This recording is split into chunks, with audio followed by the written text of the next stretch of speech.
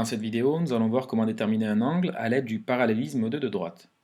Pour cela, nous allons utiliser la propriété suivante. On considère deux droites coupées par une séquente.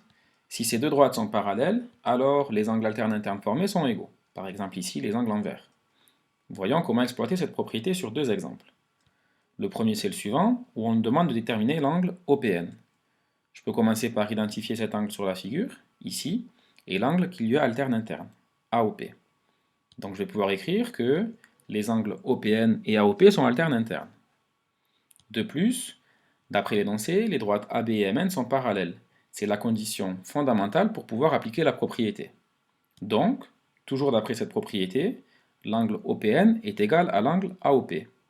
Or, d'après la figure, celui-ci vaut 50 degrés. Conclusion, l'angle OPN fait aussi 50 degrés. Passons à l'exemple suivant. Cette fois-ci, on va nous demander de déterminer l'angle CSR.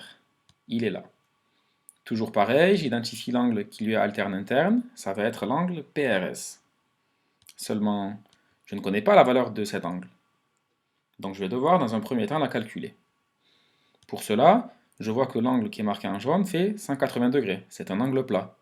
Donc par différence, je vais pouvoir dire que l'angle PRS fait 180 moins 48, à savoir 132 degrés. Dans un deuxième temps, je vais pouvoir utiliser la propriété, comme dans l'exemple précédent.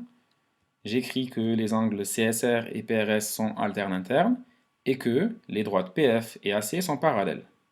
Conclusion, l'angle CSR est égal à l'angle PRS. Or, on vient de calculer cet angle, il vaut 132 degrés.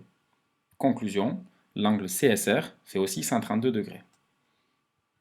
À vous de jouer, voici une nouvelle figure, munissez-vous d'un papier, d'un stylo et essayez de déterminer l'angle ASM. N'hésitez pas à laisser dans l'espace commentaire votre réponse.